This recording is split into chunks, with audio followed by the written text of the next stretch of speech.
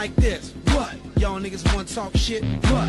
Why don't you put it on the blog, nigga? Rockin' like this in my job, nigga. We can't help that we popular, and all these folks wanna flock to us. Come to a show and just rock with us. 1 million plus with binoculars. Hola, ¿qué tal amigos de El Huevazo TV y amigos de Cuatro Vientos? Un honor estar de nuevo en esta mesa donde periodistas de los más destacados en la región. Javier, buenas tardes. Pues, hola, ¿qué tal, Miguel? Solos. Olga. Mi nombre, déjeme me acuerdo cómo me llamo. Javier Cruz, mucho gusto. Javier Cruz Aguirre es director general de A los Cuatro Vientos y su servidora Olga Alicia Aragón, directora editorial. Y pues en este día, como los venimos haciendo ya de varios jueves atrás, estamos compartiendo mesa con los amigos de la plataforma El Huevazo. Y ahora preséntense ustedes. Sí, pues gracias, Olga. Estamos aquí transmitiendo en vivo desde el búnker del Huevazo, Cuatro Vientos y El Huevazo, en esta mesa de análisis y diálogo. Bueno, nuestro director general, Mike Corea, mejor conocido como Lord Huevos, y su servidor Jipetotec. Ahí nos buscan en las redes sociales, en Twitter. Busquen en Twitter, hay mucha información en Twitter. ¿Cómo te encontramos como en Twitter? @enarisuastegui en Twitter. La gente de aquí de Ensenada es muy importante que se meta al Twitter. Hay mucha información en todo momento. Y aquí estamos en esta mesa en donde vamos a tocar un tema pues candente en estos momentos. Olga Alicia, pues presente el tema bastante delicado. Sí. Y obviamente pues está en boca de todos ahorita este asunto tan grave.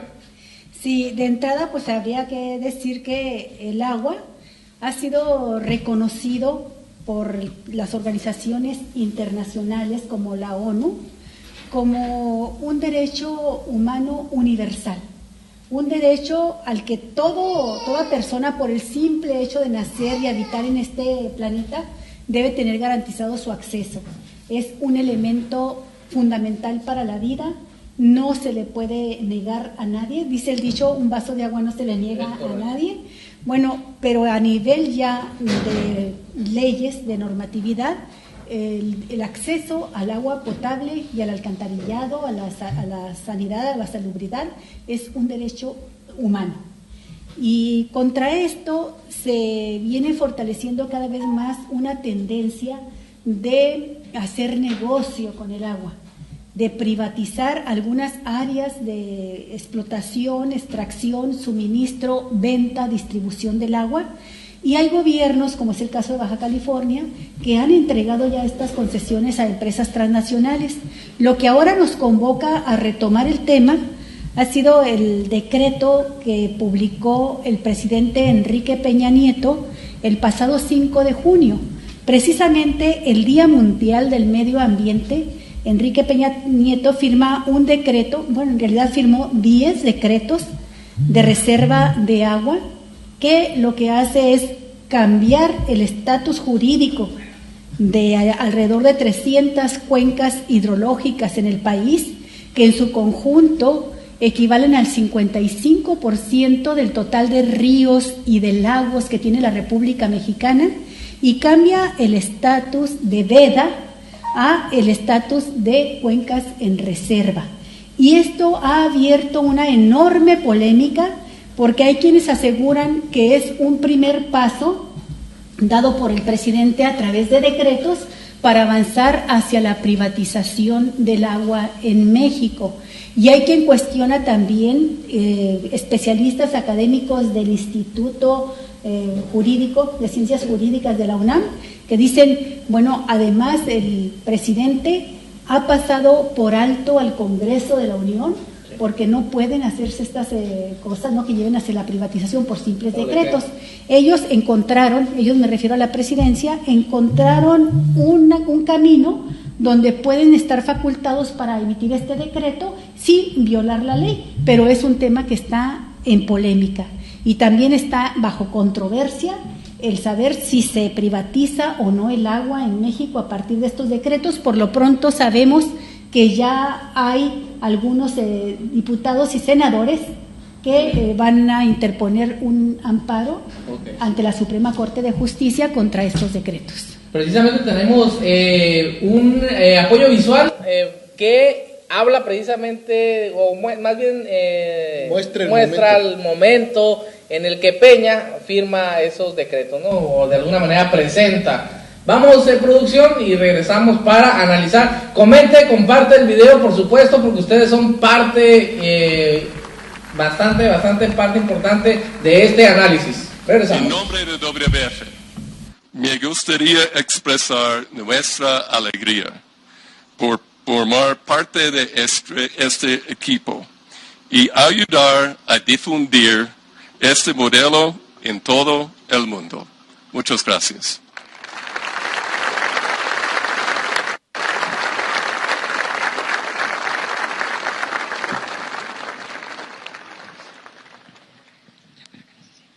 Enseguida, el presidente de los Estados Unidos mexicanos firmará los decretos de reserva de agua de diversas zonas del país.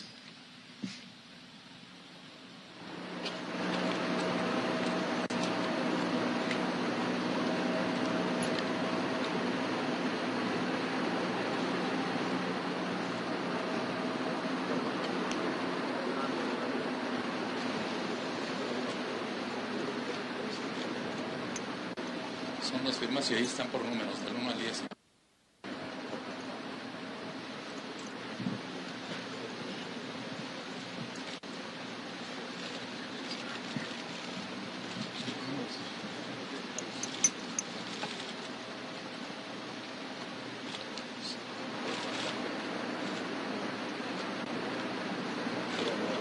Sí, señor presidente.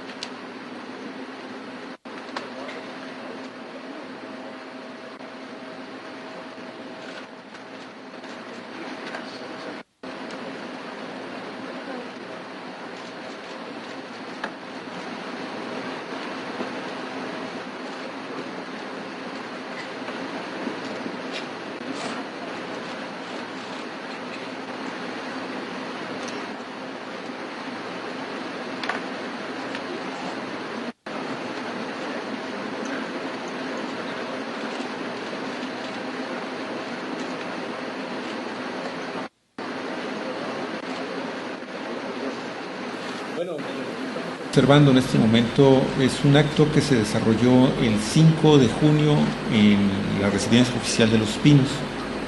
Al día siguiente, después de que Enrique Peña Nieto firmó estos documentos, los 10 decretos se publican en el periódico oficial de la Federación, con lo cual pues entran inmediatamente en vigor, porque era el mismo momento, el momento en que se estaban publicando, se hacían efectivos sus contenidos. ¿Habrá alguna prisa? Yo quiero comentar y quiero fundamentalmente señalar que este acto es la conclusión de muchos años y de muchas aspiraciones de los gobiernos neoliberales en el mundo por posesionarse de este recurso tan importante que es el agua mexicana, que había estado bajo un proceso de concesiones, de vedas muy importantes, que hay que determinar y hay que recordar que estas vedas se decretaron desde la década de los 30 del siglo pasado. ¿Por qué? Porque las cuencas hídricas han sido estaban sobreexplotadas y se tenía que emprender una política pública para frenar con esa explotación irracional del agua. Este acto que vemos encabezando... Muchísimas gracias. Aquí están los 10 decretos que he firmado de reservas de agua. Es el decreto de reserva de agua del río Santiago, el decreto de reserva de agua del río Ameca, el decreto de reserva de agua de Costa de Jalisco, el decreto de reserva de agua de Costa Grande de Guerrero, el decreto de reserva de Costa Chica de Guerrero, el decreto de reserva de agua de San Fernando Soto La Marina, el decreto de reserva de agua del río Pánuco, el decreto de reserva de agua del río Papaloapan, el decreto de reserva de agua del río Actopan y río Antigua, y el decreto de reserva de agua Grijalva-Usumacinta. Aquí están firmados los decretos, que sea para bien de México.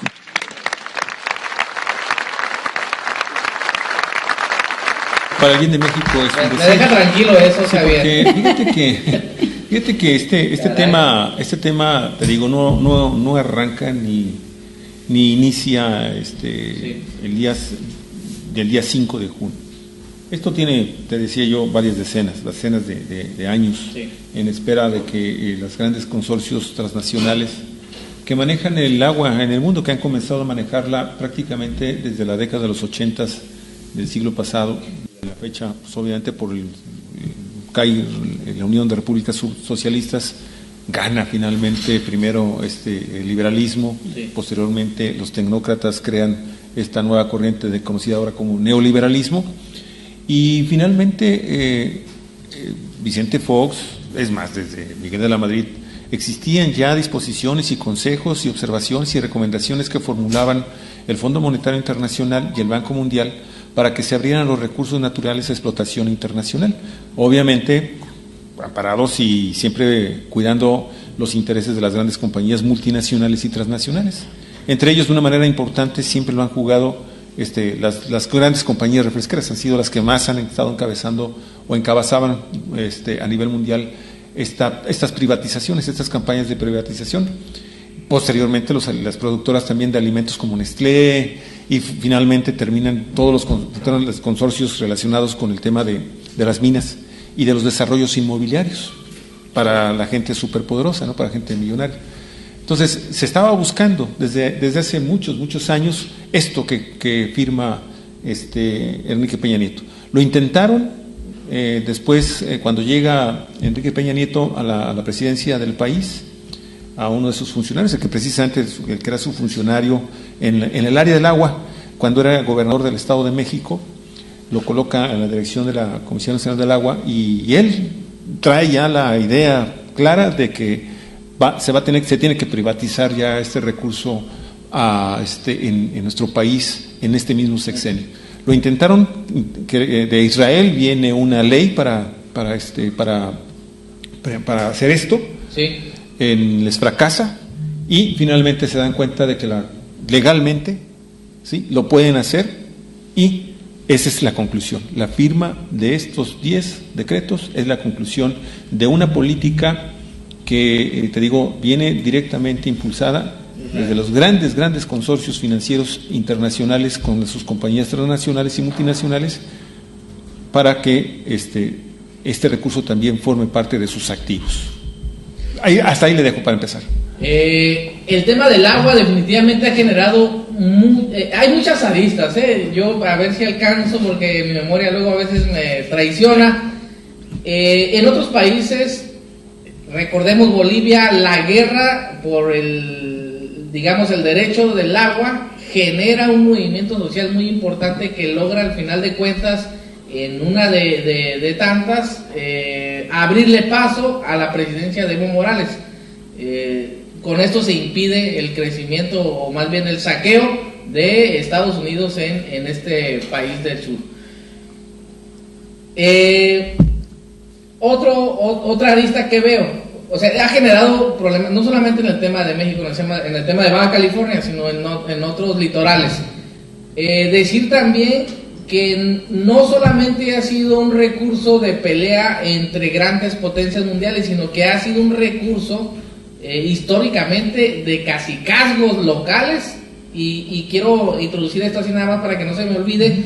En las delegaciones de Ensenada que están lejanas, San Vicente y para el sur, Ojos Negros, el cacicazgo de las comunidades está al resguardo de los comités de agua, que al final de cuentas son los que administran y cobran pero un dineral, inclusive más, todavía más que el tema de las escuelas. Con esto no quiero decir que el tema de las comunidades administrando el agua sea un camino erróneo.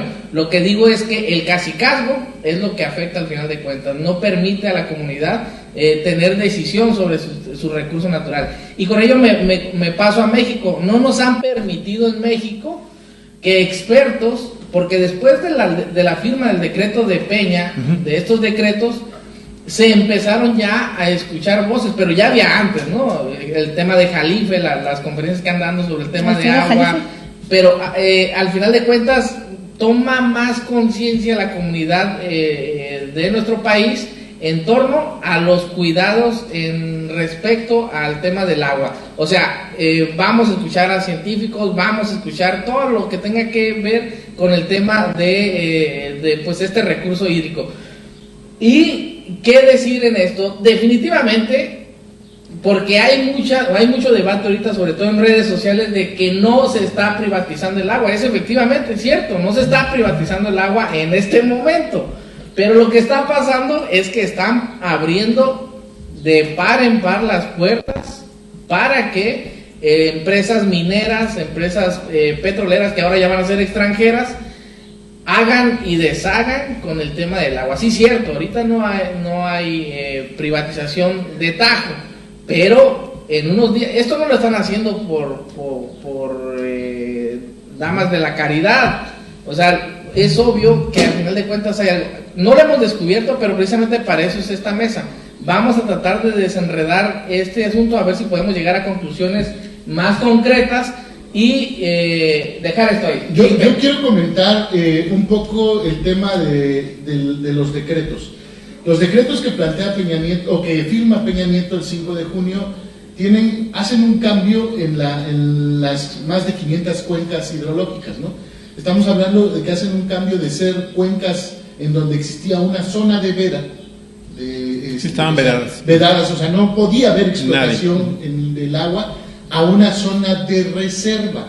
Esto, mucha gente, porque el propio gobierno federal dijo, es que las estamos protegiendo de zona de reserva, pues para poder alimentar a los... beneficio ambiental y resguardar recursos para los mexicanos futuros, 19, 20 millones de mexicanos más. Estamos hablando de que el argumento del gobierno es que esta zona de reserva se tiene que utilizar en algún momento para ciertos temas de importancia para la comunidad mexicana, digamos, ¿no?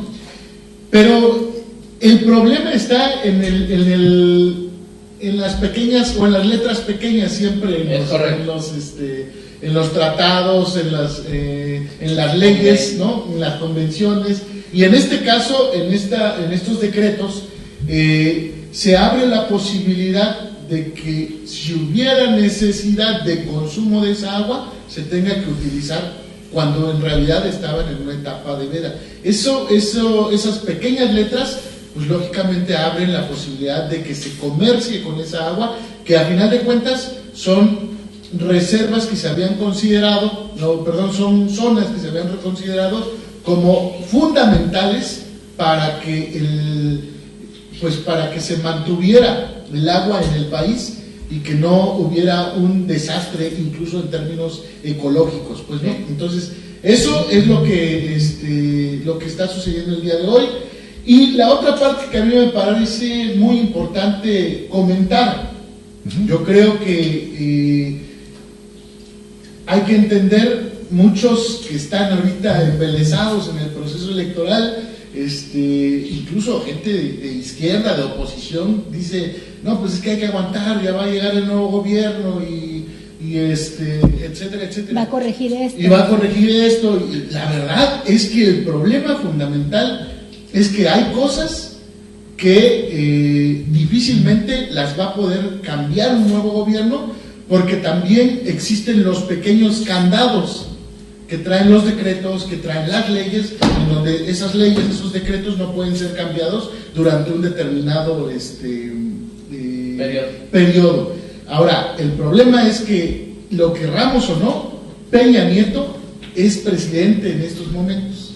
Y si no entendemos que en esto que les queda, aun cuando haya cambio de gobierno de aquí al mes de diciembre, son capaces de destrozar el país, pues no, de dejar peor de lo que lo tienen en este momento. Se puede, peor. Todavía se puede, o sea, todavía lo pueden hacer. Los últimos incluso pueden dar sus últimas patadas de ahogado con la finalidad de, uno, a lo mejor desestabilizar al próximo gobierno, porque al final de cuentas, ¿a quién le va a afectar que los grandes consorcios internacionales vengan y le digan al próximo presidente, es que no vas a poder cambiar este decreto? O sea, porque va a haber una presión por parte de los consorcios internacionales. Brasil, Argentina... No, estamos hablando de las grandes refresqueras, estamos hablando de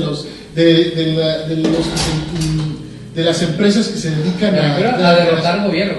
Ajá, así es, de las empresas que se dedican al tema de la explotación de recursos mineros, etcétera, etcétera. Todos ellos van a ser un gran frente que no necesariamente va a ser fácil para el próximo presidente, así sea de izquierda, pues no. Y ese es un problema que me parece que no se está viendo desde la izquierda electoral, no se está viendo desde desde quienes están hoy embelesados en el tema del proceso electoral, porque hoy le siguen pegando, ya sacaron este tema del agua, le siguen pegando a los maestros, le siguen pegando al tema de la movilización social, se sigue golpeando, bueno, aquí tenemos ejemplos, ¿no? Los pescadores, las comunidades indígenas, etcétera, etcétera, y la verdad es que han sido quienes están gobernando en este momento, han estado al servicio de los intereses de las grandes compañías transnacionales, de la oligarquía internacional. O sea, yo le llamo, bueno, yo digo desde mi teoría, el imperialismo está inmerso, el imperialismo rapaz está inmerso en esta situación de la decisión de los decretos de las reservas de agua, y lógicamente ellos no van a permitir que el próximo gobierno cambie las cosas así nada más por decreto, como lo está haciendo hoy Peña Nieto. Bueno, esta pelea por la privatización del agua y quienes se oponen a que esto suceda, pues lleva ya varios años en México. Y yo nada más quiero subrayar ante estos temores que no son infundados y que los manifiesta JIPE, pues que existen instancias para dar esta pelea y no sé, por muy decreto presidencial que sea, no está escrito sobre cemento, ¿verdad? No se queda ahí, sino que hay puertas jurídicas para hacer la defensa.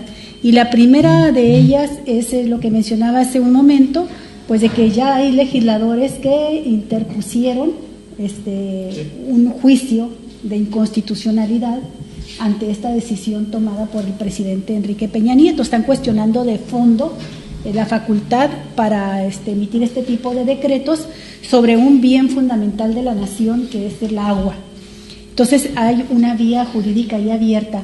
La otra es que el Poder Legislativo en un próximo Congreso también puede retomar el tema y puede decretar, ¿verdad?, o pedir al Ejecutivo que eche abajo esos decretos, o por lo menos que modifique algunos términos de esos decretos. Yo, cuando hablo de los antecedentes, quiero subrayar el hecho de que desde que entró Enrique Peña Nieto, la embestida fue mayor en el sentido de privatizar el agua, y lo hicieron a través de esa ley que nosotros conocimos, bueno, oficialmente se conocía como una iniciativa de Ley Nacional de Aguas, y que la gente terminó conociendo como la Ley Korenfeld, porque fue presentada por David Korenfeld Federman.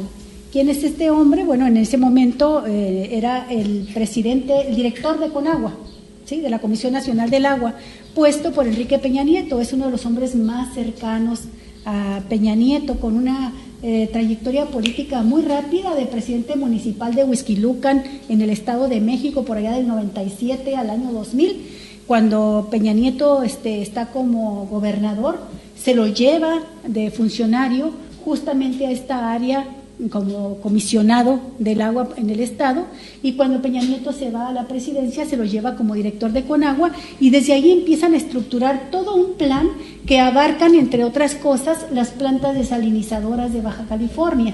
Sí, pero es un plan nacional de concesiones a la iniciativa privada. Y aquí es donde está el meollo. Estos decretos, en la presentación oficial que hace la Presidencia de la República, van orientados, como decía ahorita Javier, pues esta es la argumentación legal, a garantizar el agua para el suministro de la población hasta el año 2050, ¿verdad? Garantizar este suministro de agua. Y un gran porcentaje, casi el 70%, orientados a fines ambientalistas, de conservación ambiental. Y el resto, el 30%, puede ser utilizado a concesiones de lo que la Ley Nacional de Agua actual permite, ¿verdad? ¿Y qué es lo que permite? Pues son concesiones que podrían ser utilizados ya para fines industriales y comerciales, y en ese 30% es donde queda, en los actuales decretos, un vacío enorme. Lo que queda claro es que se permite ya la concesión, y cuando se habla de concesión, aunque se quiere negar que sea una privatización, las concesiones son privatizaciones. Concesionar un bien fundamental como el agua es entregar un recurso a manos privadas, a empresas privadas. Prevé que va a suceder con estos decretos. Javier mencionó hace un momento, y lo vimos, a una organización que por sus siglas son WWF, es una organización mundial, y que fue la que asesoró a la Presidencia de la República. Por eso en el video vemos a un norteamericano que está hablando antes de que hable el presidente. Sí, extrañó, ¿no? Era un gringo. Sí, esta organización es un fondo mundial, ¿verdad, Javier? Uh-huh. Es una fundación para la conservación de la vida, ¿sí? Sí. Es una organización que tenemos, ahorita Javier seguramente va a comentar algo al respecto porque tiene conocimiento muy detallado de ello. Y esta organización fue la que le encomendó, le asesoró a Peña Nieto de que esgrimiera el argumento ambientalista para los decretos. Bien. Sí, sí. Sí, de hecho lo que estaban tratando ¿cuál es en este momento la línea operativa que implementó el gobierno federal para finalmente salirse con la suya en el tema de las concesiones o de la privatización del agua vía las concesiones? Vía decretos. Es esto precisamente. Se manejó el tema ambiental fundamentalmente. Maquillarlo bien. Si ustedes se dan cuenta, se dio a conocer el levantamiento de las vedas en 10 grandes ríos de la República, sí, que en su ruta hacia los lugares a donde finalmente desembocan, recorre prácticamente 18 o 19 estados de la República. Y lo que se está tratando de hacer, de hecho, cuando Enrique Peña Nieto firma estos documentos, el gobierno federal mexicano a través de la Conagua dice que con esta medida el gobierno mexicano está abriendo y protegiendo hasta un 12%, fíjate, adicional a las recomendaciones internacionales que se han formulado a diversas naciones para que crean estas reservas. Y dice, nosotros en este gobierno estamos dando todavía un 12% más de lo que originalmente nos habíamos comprometido a hacer, y eso nos coloca dentro del contexto internacional pues como un país de primer mundo, ¿no? De la vanguardia. Pero lo cierto es que el tema ambiental, y fundamentalmente cuando estamos hablando de este tipo de organizaciones, debemos de tener mucho cuidado y siempre estar buscando los antecedentes de cómo operan estas organizaciones no gubernamentales en materia de protección ambiental, porque muchas de ellas han servido precisamente para poder justificar con los gobiernos la toma de medidas que, en primer lugar, fíjate, si ustedes recordarán, estos decretos jamás fueron socializados en el país. Uh-huh. Y este fondo en particular, el WWF, esta fundación, este fondo... Es Fondo Mundial para la Naturaleza. Para la Naturaleza. Este fondo, gracias, Alex.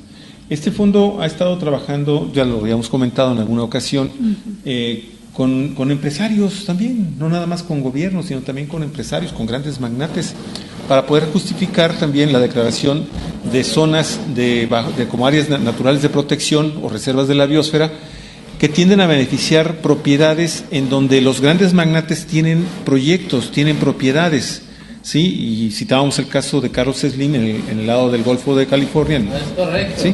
Que es dueño, ya lo habíamos comentado, de cientos de miles de hectáreas y que incluyen varios cientos, quizás miles de kilómetros de playa.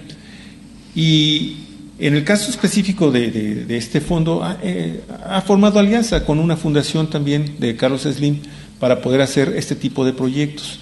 Bueno, tienen entonces esta justificación. El problema reside fundamentalmente en que ya hay organizaciones que están defendiendo el derecho al agua de todos los mexicanos y que han estado cuestionando precisamente esto de, a ver, si estamos hablando de que estamos creando unas zonas de reserva para la conservación ambiental y para preservar el recurso para las futuras, cuando menos para unas 2 generaciones de mexicanos más, ¿por qué no lo socializaron? Hay un dato muy interesante con el que nosotros nos encontramos y que de hecho en Cuatro Vientos ahí lo subimos, un trabajo que estuvimos viendo cómo la Academia Mexicana de Ciencias, que reúne, se supone, a lo mejor de la ciencia, de los investigadores en este país, han cuestionado severamente ese tema.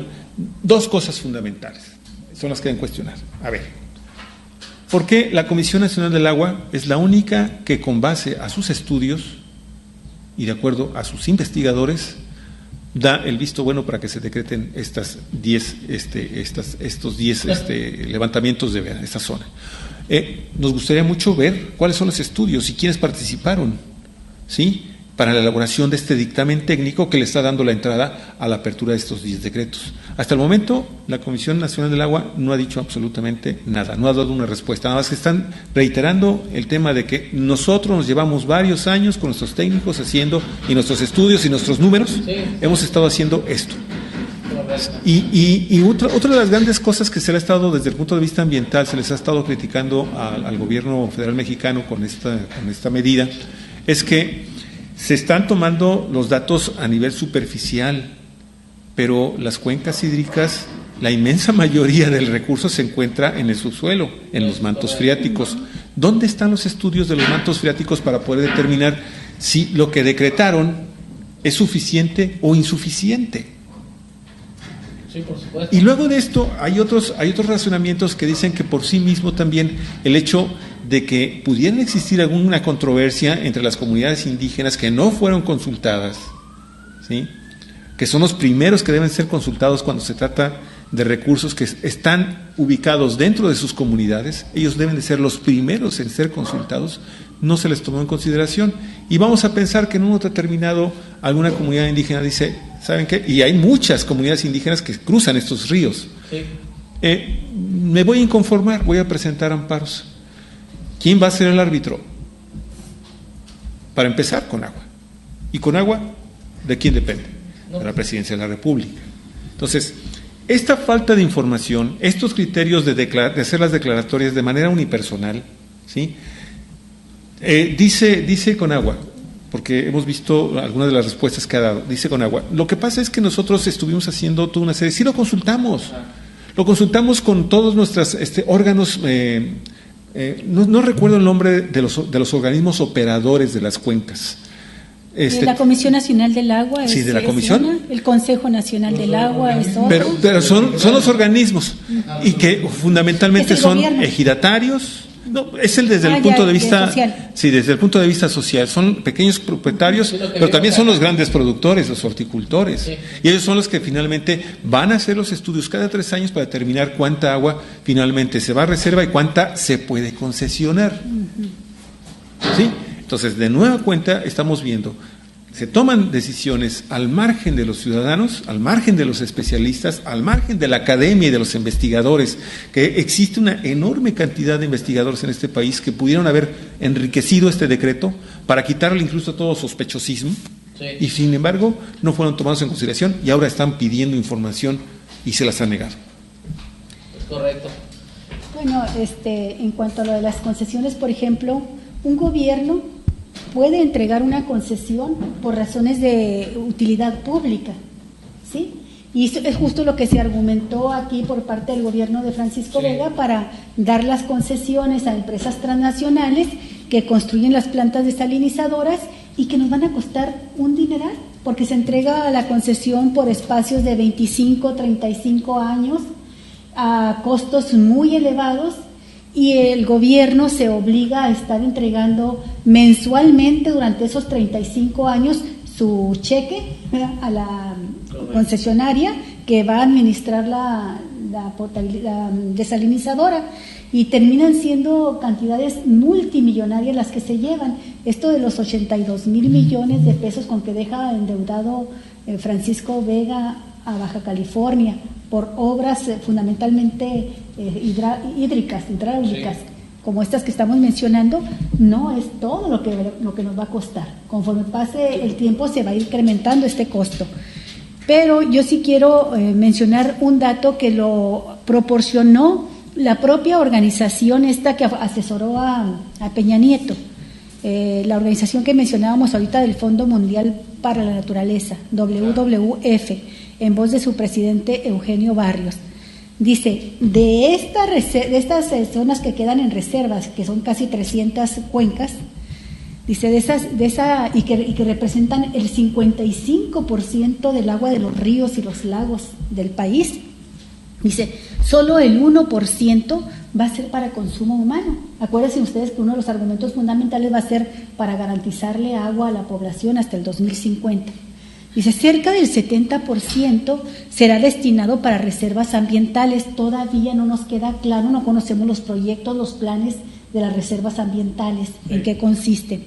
Y el 29% restante puede ser utilizado para los usos contemplados en la ley. Aquí es donde los especialistas del Instituto de Investigaciones Jurídicas de la UNAM dicen, ahí es donde empieza el primer paso privatizador, porque esto de que pueden ser utilizados en los usos que contemplados por la ley, pues los usos contemplados para la ley son para la industria, son para el comercio, son para otro tipo de explotaciones como la minera, incluso aunque Peña Nieto ha dicho que no se va a utilizar para el fracking, pero puede ser utilizado para otros tipos. Por ejemplo, la minería que logra la separación de los metales hoy en día con un método sumamente agresivo contra la naturaleza que se llama la exhibición. Utiliza cianuro y toneladas de agua para llevar a cabo este procedimiento que está prohibido en muchas naciones, incluido Canadá, lo han prohibido. Y son industrias canadienses, empresas canadienses que vienen a utilizarlo aquí en México. Entonces, Peña Nieto ha dicho no va a ser para fracking, pero puede ser para este tipo de industria, ¿no? Y puede argumentarse utilidad pública en un momento dado si un gobierno así lo quiere hacer. Quien ha dicho con todas las letras que se está abriendo la puerta a la privatización es el investigador Rodrigo Gutiérrez. Él es el investigador precisamente del Instituto de Investigaciones Jurídicas de la UNAM y lo dice de esta manera, dice, abre la puerta para que el agua de las cuencas de estados como Tamaulipas, Guerrero, Nayarit, Jalisco y Nuevo León pueda ser utilizada por agentes privados, y abre la puerta de par en par en zonas parciales, ahora llamadas de reserva, para crear estas concesiones por utilidad pública. Muy bien. ¿Sí? Yo quisiera comentar nada más algunos datos de los que se han venido planteando. El tema de las concesiones en el agua es un tema que no es exclusivo del asunto del agua, pues, ¿no? Las concesiones son elementos que son responsabilidad del Estado, o sea, se basan en elementos que son responsabilidad del Estado y que el Estado argumenta incapacidad operativa, económica, política, social, la que sea, para poder operarlas y por tanto tiene que entregarlas en concesión a privados para que puedan suministrarse los servicios, los servicios ambientales. Así es, los servicios que se tengan que dar, ¿no? Todos los servicios incluyendo. El transporte público es concesionado. El transporte público prácticamente es privado. O sea, los dueños de concesiones de transporte público hacen lo que quieren con sus concesiones de transporte público. Segundo, las carreteras que son concesionadas están entregadas a empresas, excepto las que son de Capufe, que es como una empresa paraestatal. Paraestatal. Sí. Ajá, pero las demás son empresas privadas que prácticamente hacen lo que quieren e imponen los peajes que deciden las propias empresas sobre estas carreteras. Entonces, ¿qué es lo que va a pasar con las concesiones del agua potable? Ahora sí que ampliando un poquito, justo lo que decía Olga, las concesiones de agua se van a utilizar específicamente como elementos privados para que pueda el concesionario hacer el uso o darle el uso que esté dentro de la ley de aguas nacionales, y que incluye la posibilidad de que se utilice para las mineras, y que incluye la posibilidad de que se utilice hasta para el tema del fracking, ¿no? De la fracturación hidráulica. Y en el tema de las mineras yo me quiero detener un poco. Hay incluso movimientos a nivel nacional en Zacatecas, en Oaxaca, que se han opuesto específicamente a este tema de las mineras por la contaminación de los mantos freáticos que se da a partir de del uso del cianuro en la extracción de los metales, ¿no? A mí me ha tocado ver, por ejemplo, en el caso de Oaxaca, cómo incluso en estos movimientos ha habido muertos por la defensa del agua, porque han querido defender sus mantos freáticos y que no se esté utilizando el agua para pues para este método de extracción que es demasiado violento con la naturaleza, ¿no? Un tema que me parece a mí muy relevante es que Canadá, por ejemplo, está considerado dentro de los países de mejor trato al ambiente, de mejores derechos sociales al interior de su país, pero que sus empresas han venido desarrollando un capitalismo rapaz en todos los lugares donde han llegado, y particularmente en México con las empresas mineras. Y eso yo quiero mencionarlo aquí porque ha ocasionado una serie de muertos y detenciones, pero particularmente quiero detenerme en dos temas. En San José de Progreso, Oaxaca, es una comunidad que queda a media hora de la ciudad de Oaxaca, y que se impuso una empresa minera que ha contaminado los mantos freáticos a través del cianuro, y que la gente se opuso, se movilizó, pero ¿qué fue lo que hizo el Estado? Pues dividir a la comunidad y generar la confrontación en la comunidad a través del financiamiento de la empresa minera que está allá. O sea, no solamente causan muerte a través de la contaminación del agua, también causan muerte a través de la división de los pueblos. Y bueno, yo aquí quiero mencionar el caso de Bernardo Vázquez Sánchez, un amigo mío dirigente de este movimiento en contra de la minera en Oaxaca, en San José del Progreso, que fue asesinado hace ya más de 4 años. Sí. Y, o sea, esta guerra por el agua no solamente nos mata a través de la contaminación, sino nos mata también a través de la violencia que se genera a partir pues, ¿cómo se podría decir? De la forma tan rapaz en que quieren explotar los recursos naturales las empresas transnacionales, las grandes empresas de otros países que van a los países que contienen o que tienen recursos naturales y que destrozan no solamente la naturaleza, sino también el tejido social y también pues la armonía que hay en estas comunidades. Yo quiero, nada más, permíteme un segundito nada más, adelante. Para redondear la idea de hace rato desde el punto de vista ambiental. Hay un planteamiento que hizo este investigador Joel Carrillo, experto en hidrología por la Universidad Autónoma de México, que nos da una idea de hasta qué punto existe desinformación sobre la forma en cómo se hicieron los estudios para decretar estas 10 cuencas.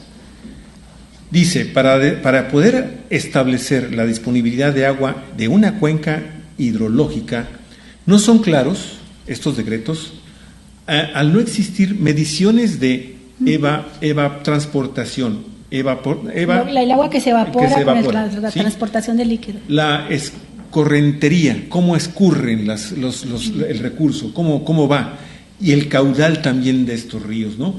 Tampoco se sabe el valor real de la extracción que se está programando hacer de estas cuencas.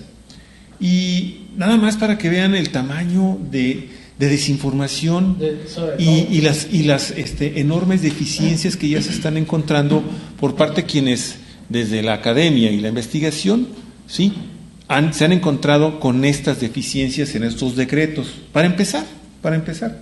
Pero ahorita que estás hablando y estás ampliando más el tema, mi estimado Jipetotec, de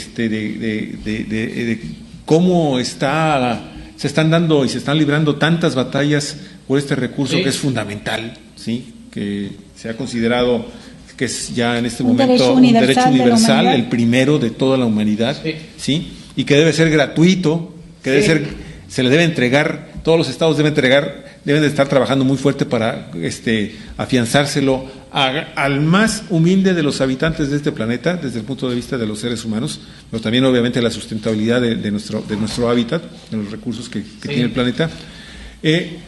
Yo quiero mencionar que está tan disputado este recurso, sí, que bueno, esto que estamos viendo con los decretos se refiere a grandes cuencas hídricas que tienen cantidades de agua importantes, pero aquí mismo en nuestro país existe una enorme cantidad de cuencas hídricas que están sobreviviendo prácticamente de milagro y que han ido creciendo en sus niveles de fragilidad conforme se ha ido calentando el planeta.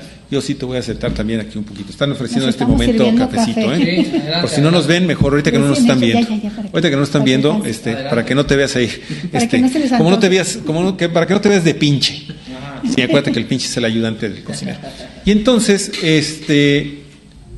existen lugares como la península de Baja California o como Sonora que tienen gravísimos problemas porque sus cuencas hídricas, aparte de que son ínfimas, en el caso de Baja California, la más importante, que es la cuenca del río Colorado, pues viene siendo sobreexplotada desde hace ya varias décadas y ha sido limitado cada vez más y más el recurso que se nos está entregando acá en Baja California, porque antes de llegar a nuestro territorio y al país, pues ha sido víctima de una cantidad de presas que han ido conteniendo el agua para que se vaya distribuyendo en estas megaciudades que existen a lo largo de California, Arizona y todas estas naciones, sí, Nuevo México, porque también se abastecen desde acá. Pero ¿qué sucede entonces en el caso de Baja California?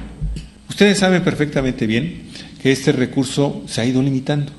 En el caso de Ensenada tenemos el gravísimo problema que desde 1970 y tantos no se nos entregó esa dotación de 9 millones de metros cúbicos que por ley nos correspondían, ¿sí?, por acuerdo.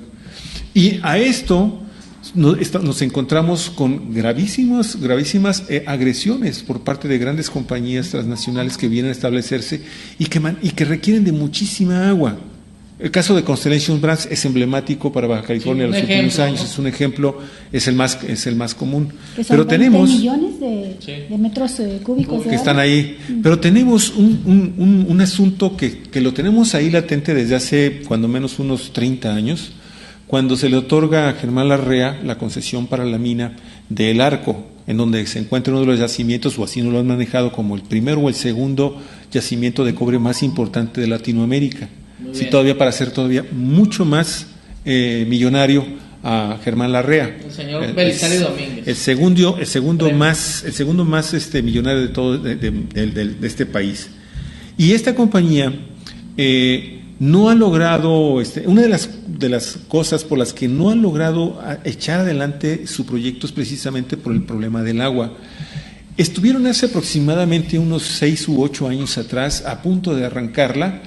Y ellos se iban a dotar de enormes volúmenes de agua potable de 2 cuencas en la parte media de la península de Baja California. Una nos correspondía a los bajacalifornianos, a los ensenadenses, ¿sí? En todas estas zonas, estos municipios ya sureños pegados al paralelo 28, y por otro lado también la cuenca hídrica del Vizcaíno.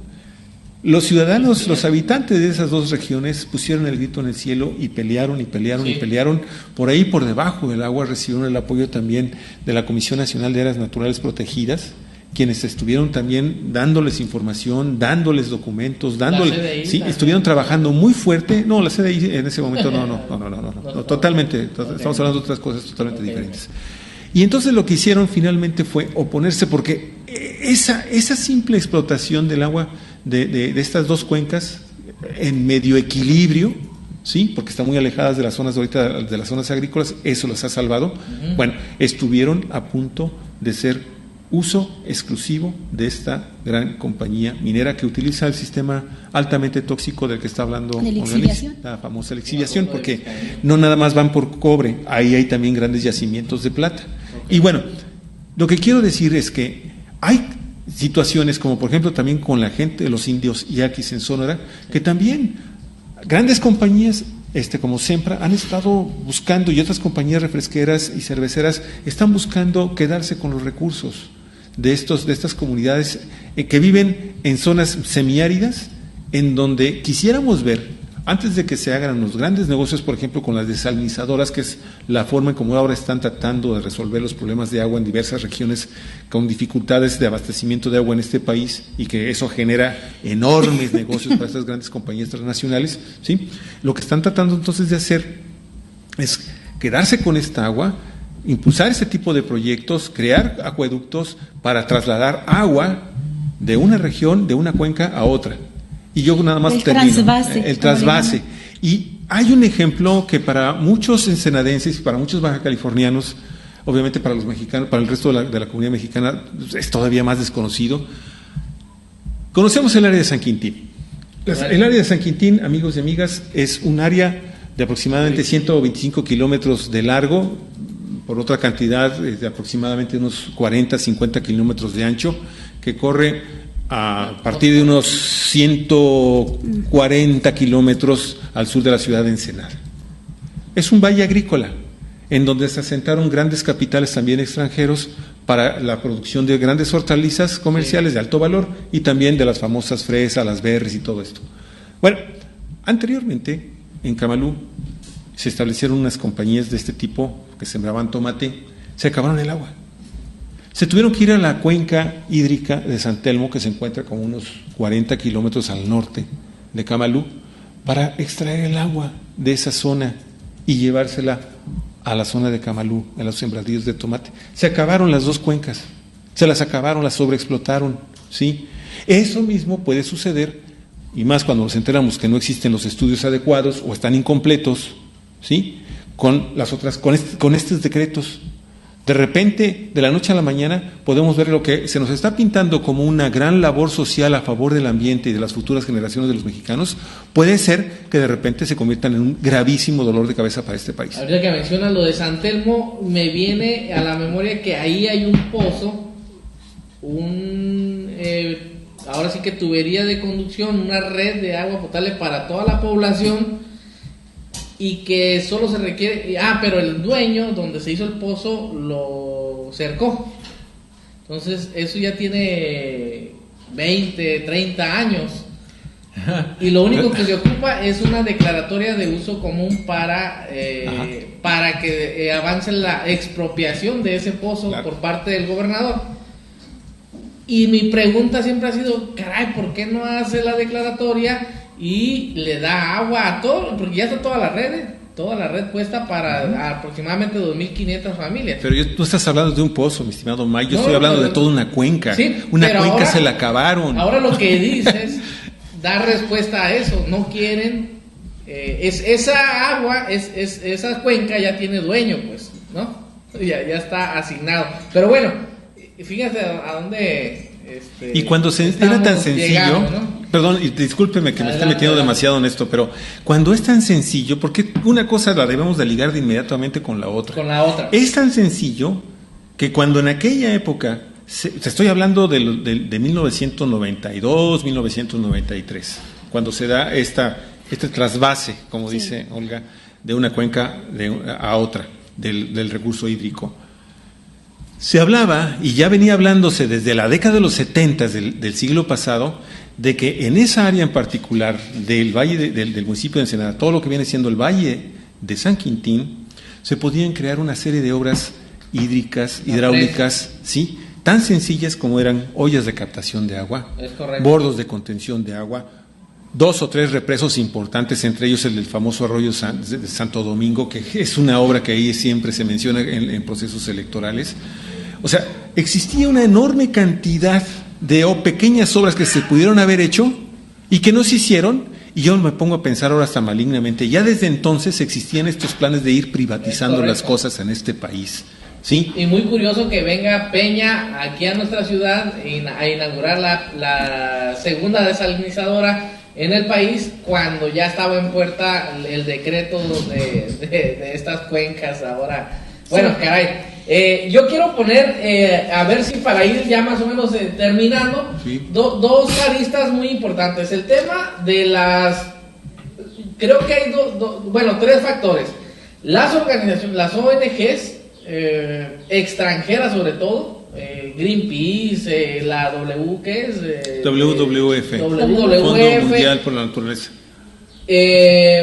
Otra arista es el gobierno, que obviamente encaminando o presionando el tema de la privatización de una u otra manera, y el tema de la gente. ¿Qué sigue en esta situación?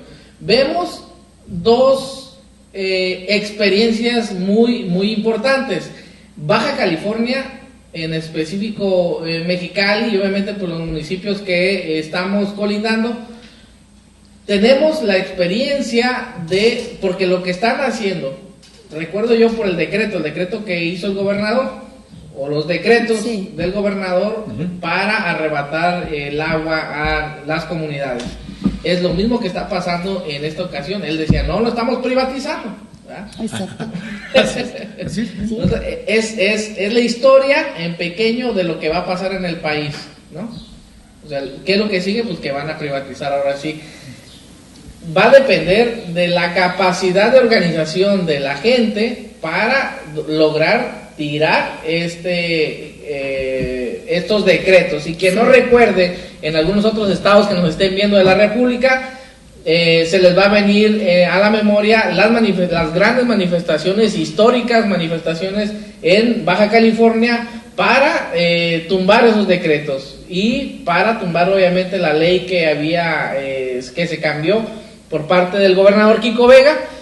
Lo van a tener muy presente las manifestaciones, quienes están fuera de este estado, las manifestaciones en Mexicali, en Ensenada, en Rosarito, por el tema de la defensa del recurso hídrico. ¿Qué es lo que sigue? Pues que esta experiencia se conjunte con lo que están ahorita las luchas locales. Obviamente en Puebla también hay luchas por el tema del agua, ya más organizadas en todos lados. Juntarlas con las experiencias de las comunidades contra las mineras, porque al final de cuentas hay que ir atando cabos, pero sobre todo hay que ir tratando de coordinar estos movimientos organizados, ¿no? Yo esperaría que más tarde que pronto haya convocatorias para el análisis, para la información, porque al final de cuentas ese es un detalle muy importante. Nos han estado engañando, nos han estado metiendo miedo. Aquí en Ensenada, por eso les digo que hay experiencia, en Ensenada nos han tenido meses sin agua, ¿no? Diciéndonos que el agua y que el mundo ya se va a acabar. Y uno se espanta porque dice, caray, pues ¿de dónde voy a agarrar agua? Pues sí, pero si voltea la mirada al sur, a San Quintín, hay grandes campos agrícolas donde, por cierto, son explotados los jornaleros aún, que no les falta el agua, ¿no? ¿Y qué están haciendo? Metiendo las desalinizadoras para darnos agua tratada, que al final de cuentas tendrá un costo superior todavía, y no incluyendo el tema del transporte, ¿no? Porque en México para todo esto ya no puede fabricar autotransporte, tendríamos que comprar ese transporte o rentarlo para que puedan abastecer las comunidades, o la tubería, que al final de cuentas es lo mismo. Pero eso, dejarlo así, estas tres aristas, y sobre todo, ¿qué sigue? Dejar esta pregunta al aire, no sé si quieran retomar esto para que podamos ir concluyendo, o ¿qué les parece? Bueno, yo hago mi última intervención con esta pregunta que tú dejas abierta. ¿Qué sigue? Para mí lo que sigue, y está muy claro, es que en todo el país, como en el continente y en el mundo entero, las grandes movilizaciones que vamos a ver en los próximos años va a ser de la lucha de las sociedades, de la gente, de los pueblos, por la defensa del agua. Y esto va a suceder no solo porque se agudizan una serie de problemas como el cambio climático, las sequías, sino porque crece la voracidad de las transnacionales, empresas poderosas, por privatizar el servicio. Y creo que tienes razón cuando mencionas que también nos han estado asustando con el petate del muerto. O sea, por un lado es cierto que existe este problema de sequía, etcétera, pero por otro lado es cierto, como lo ha dicho hasta el cansancio un especialista en seguridad nacional como es Alfredo Jalife, de que se han estado inflando las cifras, asustando a la gente para que los gobiernos puedan meter obras como estas plantas desalinizadoras, que son sumamente agresivas contra la naturaleza, que son muy costosas de operar en términos de energía que se tiene que utilizar. No sé si ustedes se han puesto a pensar toda la energía eléctrica que se va a usar para echar a andar las desalinizadoras, para quitarle la sal al agua del mar.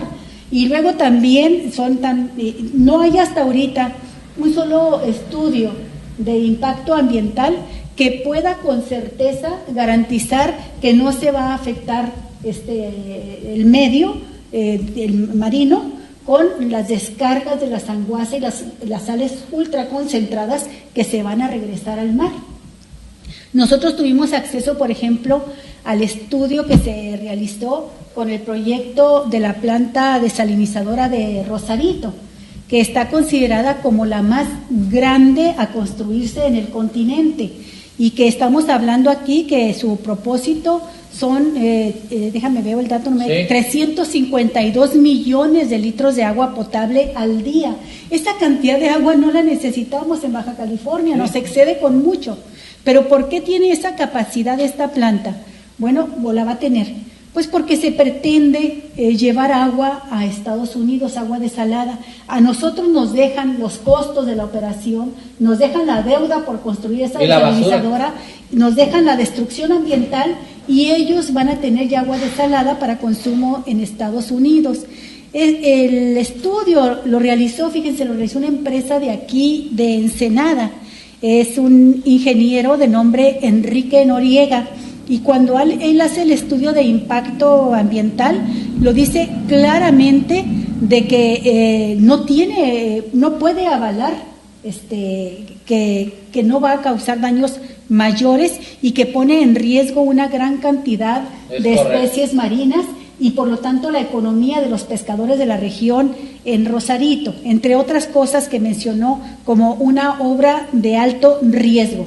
Fue definición del ingeniero que hizo el estudio de impacto ambiental ensenadense.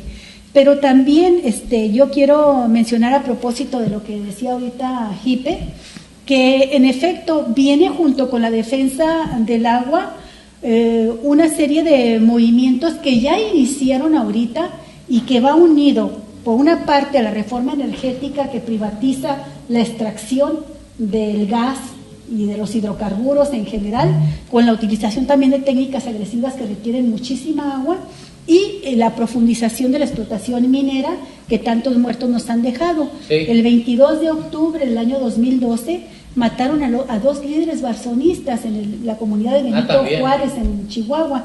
Esta comunidad de ejidatarios, que es una comunidad muy combativa, tomó el acuerdo por unanimidad de no permitir que se instalara la empresa minera Mac Silver. Pues ahí está, no la han dejado operar, pero quienes encabezaban esta lucha, entre otros líderes, eran Ismael Solorio y su esposa Manuelita Solís. Los mataron, y hace poco mataron también a otros 2 ejidatarios. O sea, es una guerra, un terror, ¿verdad? Un movimiento de terror para estar tratando de doblegar a las comunidades. ¿Cuál es para mí una ventaja en el caso de México? Por lo menos aquí a nivel de las declaraciones en Baja California, cuando vino López Obrador, que todo parece indicar que es el que va a ganar la presidencia, él dio su palabra de que no iba a permitir la privatización del agua. Entonces, esto nos abre una cancha, un respiro grande. No quiere decir que bajemos la guardia, al contrario, hay que seguir dando la pelea por echar abajo esos decretos que se han firmado. Hay que seguir dando la pelea para defender el agua de Baja California, como la del país entero, pero por lo menos ya estableció ese compromiso, lo dijo muy claramente aquí en Ensenada, ni una privatización más, fin a la época de las privatizaciones. Ya basta, ya se demostró que no es la solución a los problemas del país. Y lo acaba de confirmar en su reciente cierre de campaña en Mexicali, donde le hicieron llegar una carta, gente vinculada con el movimiento de la defensa del agua, y le piden que se comprometa a apoyarlos en contra de la instalación de Constellation Brands. Muy bien. Bueno, ahora sí que ya para finalizar... Hay comentarios, nada más mandarle saludos. En Cuatro Vientos está conectada María Socorro García. Hay muchos comentarios de ella, la verdad es que... ¿Nos hace alguna pregunta? Qué terrible, dice esa firma de quien, refiriéndose a los decretos, vende prácticamente al país, muy mal, dice, muy mal tanto protocolo, y quiere que el Bronco le corte las manos a Peña, ¿no? No se le entiende. Tanta prisa por robarnos el agua, es lo que dice María del Socorro. Y pues el último comentario, me brinco todos los demás, gracias por tenernos informados. Dice, esta desalinizadora fue inaugurada y sin dar una gota de agua. Además, el director de la CESPE dijo, el cárcamo lo desecharán en aguas profundas y no traerían contaminación. Es algo de lo cual debemos estar muy convencidos de ello, es lo que dice María del Socorro en su último comentario. Son bastantes comentarios, gracias. Está en Cuatro Vientos, hay bastante gente conectada, y no sé en el huevazo que tengamos por ahí. Pues en el huevazo tenemos ahí igual varios comentarios. Particularmente quiero hacerle un reconocimiento a los que nos han estado viendo durante pues esta ya prácticamente una hora. Ya nos extendimos. Sí, rápidamente nada más: Rogelio Silva, Lupita Mendoza, Simón Quirós, Ricardo Tecuapacho, Edith Rivera, Adriana Orea, Gudelia Bonilla, Ángel Velázquez, Jorge Hernández, Brenda Velasco, Bonita Alvarado de Sánchez y Arturo Corpus. Te quitamos Sí, bueno, yo nada más quiero terminar diciendo que creo que nos tiene que quedar claro a todos que, uno, el gobierno de Peña Nieto desgraciadamente termina el 30 de noviembre. Falta. ¿Por qué desgraciadamente? Porque todavía tiene este tiempo de aquí hasta esa fecha para hacer más cosas. Hacer y deshacer. Y entonces, desafortunadamente, Olga nos decía, ¿hay procedimientos jurídicos? Sí, hay procedimientos jurídicos, pero también hay un peso político y económico específico que seguramente se va a oponer a que se echen atrás estos planteamientos que ya ha estado poniendo en la palestra Peña Nieto. Y entonces ahí es donde va a ser necesario que el pueblo que ya está organizado, que ya se ha opuesto a la privatización del agua, que ya se ha opuesto a la implementación de mineras, a la implementación de la explotación voraz de los recursos naturales, se tenga que poner de acuerdo, porque yo estoy seguro y tengo claro que no va a ser suficiente con que López Obrador diga que ya no va a haber privatizaciones, porque va a haber un peso político y económico específico que se va a oponer a cualquier medida que pare las privatizaciones. Pero también va a haber una fuerza de la sociedad que salga a las calles. Pero precisamente es allí donde está esa parte de la necesidad de que la gente se esté organizando. Roberto García dice, hablen de Papaloapan. De que la gente se esté organizando. El Papaloapan igual es una de las cuencas importantísima esa cuenca, y que fueron ahorita forman parte también de estos decretos, ¿no? Claro. Papaloapan, y que desgraciadamente el río como tal es ya un río de aguas negras, muy contaminados, desafortunadamente, pero bueno, vamos a seguir hablando de estos temas. Creo que esa es la parte que le toca a la sociedad, a la gente que ya está organizada, y a la gente que no está organizada sí es necesario hacerle llegar la información de que este problema del agua, aunque no lo vemos, no lo palpamos de manera directa todos los mexicanos, hay lugares donde sí lo palpan de manera directa. ¿Por qué? Porque sus aguas ya están contaminadas, porque ya hay una escasez exagerada de agua, y entonces es ahí donde ha estado pegando más. Y ahí yo me quiero quedar con algo que me decía un compañero, un amigo de ahí de Oaxaca, el profesor Germán. Me decía, es que el problema de la gente es que no le entra la conciencia con información, no le entra la conciencia con libros de teoría revolucionaria o con datos económicos. Le entra ya cuando lo sufre en carne propia.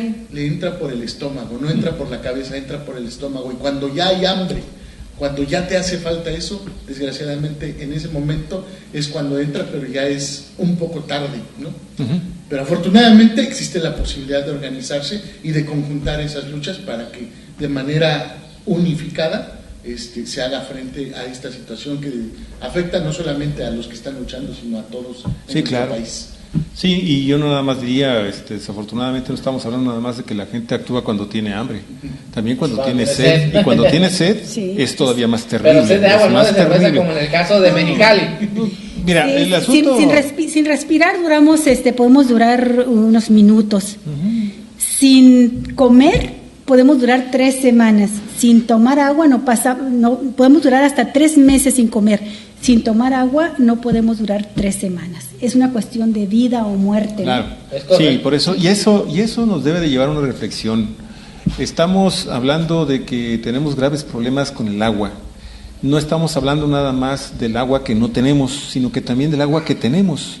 Porque el agua que tenemos también está siendo víctima de una contaminación impresionante. Si no, pregúntale de nueva cuenta a Germán Larrea, que se puede dar el lujo de contaminar con tóxicos, con materiales tóxicos terribles a todo un arroyo, todo un río, en el estado de Sonora, dos, y no sucede absolutamente nada. O sea, de nueva cuenta, entonces estamos hablando de que es un problema de fondo de este país, es un problema multifactorial, es un tema que debería de estar siendo ya debidamente analizado, no nada más por los gobernantes.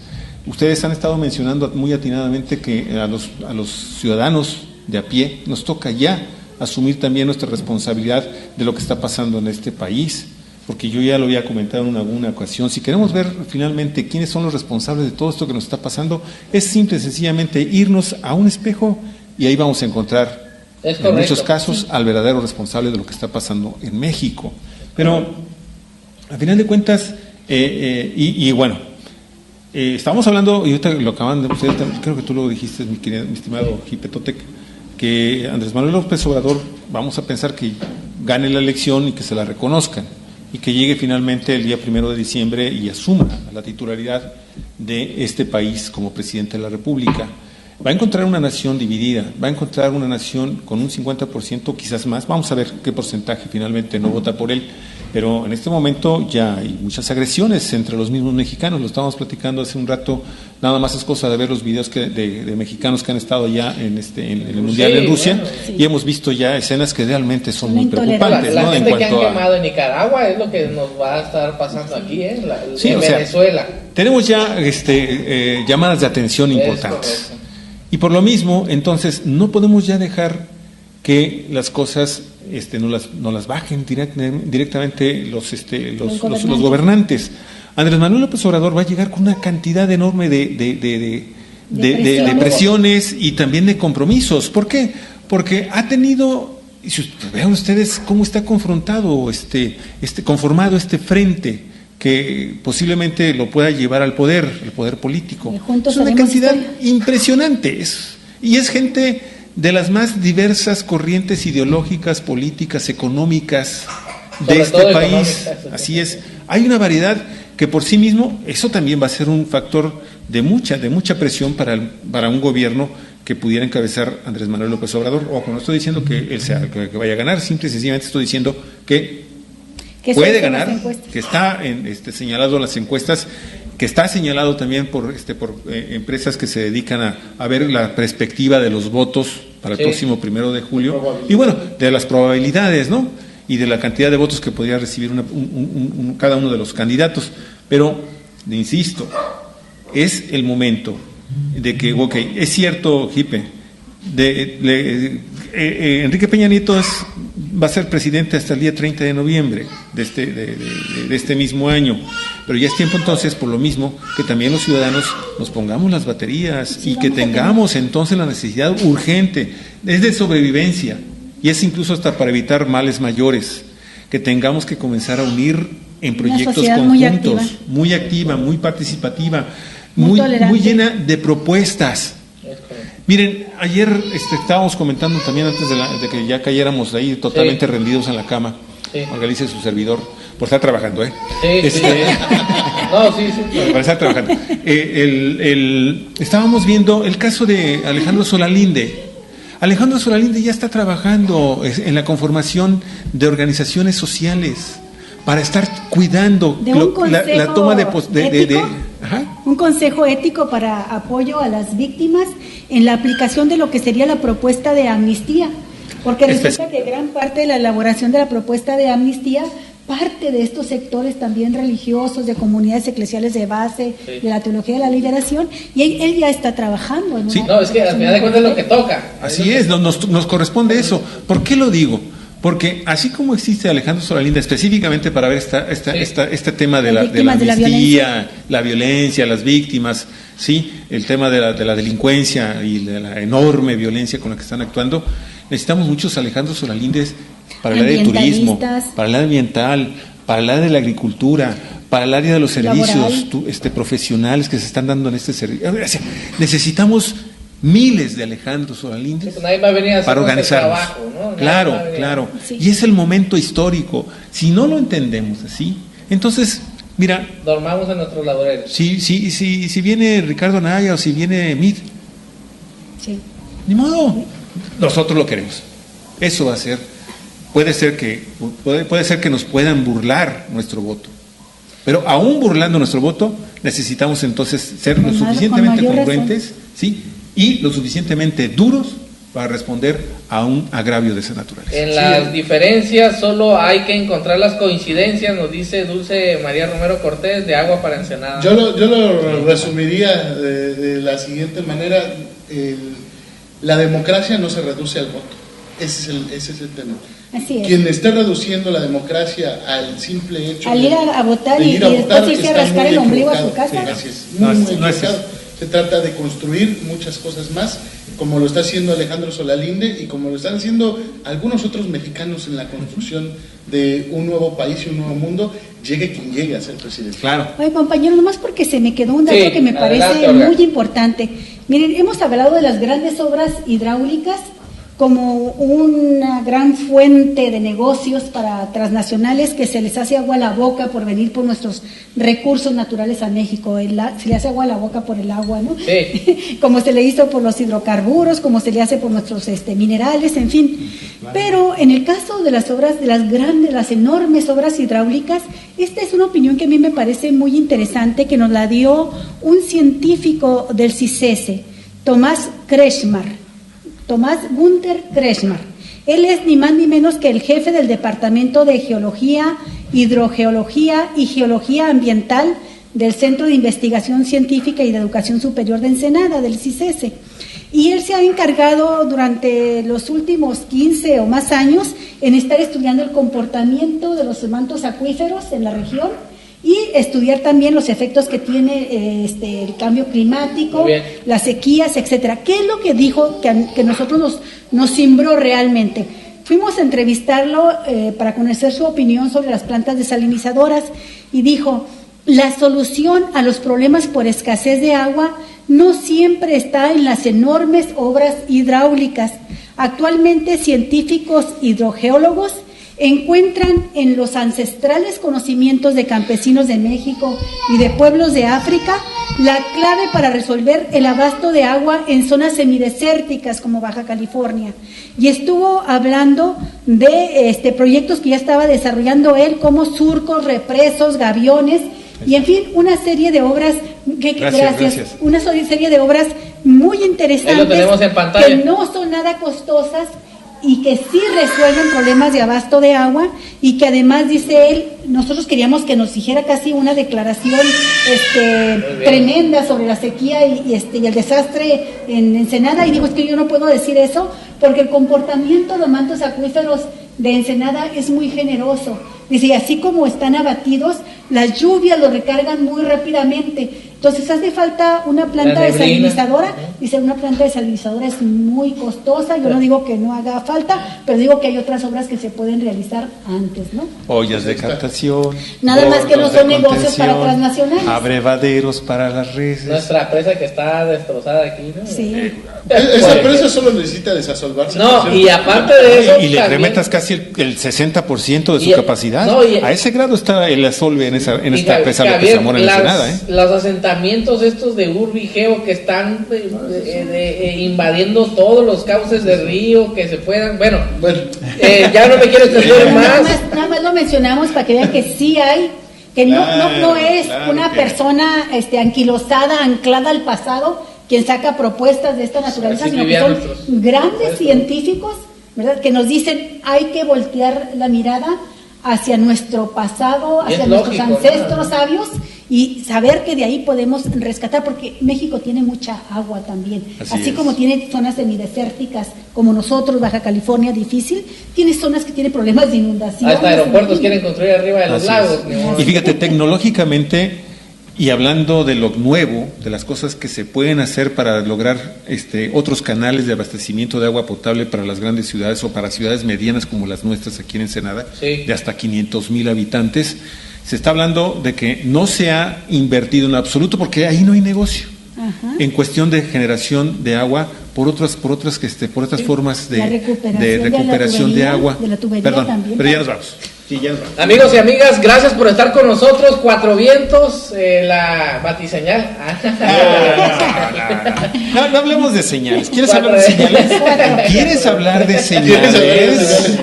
Cuatro Vientos y el Huevazo transmitiendo en vivo, obviamente hablando precisamente de coordinar, de organizarse y de coordinar los esfuerzos.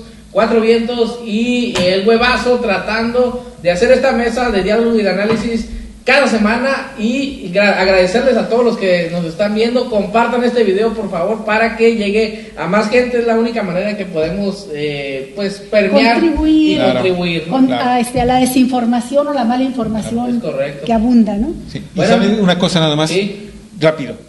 De hecho, ya nos estamos poniendo de acuerdo para comenzar a buscar canales de comercialización, porque este portal y estas personas que estamos aquí también comemos.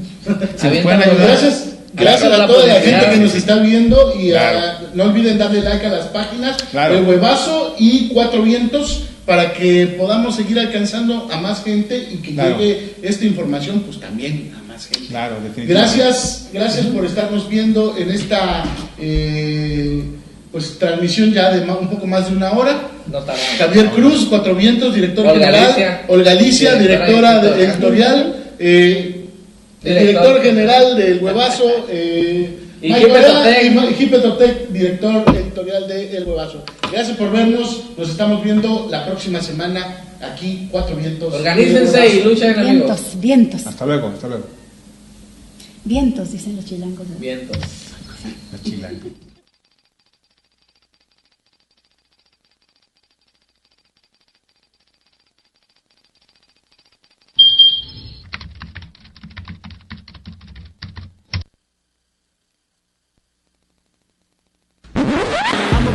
Like this, what? Y'all niggas wanna talk shit, what? Why don't you put it on the blog, nigga? Rockin' like this is my job, nigga. We can't help that we popular, and all these folks wanna flock to us. Come to a show and just rock with us. 1 million plus with binoculars.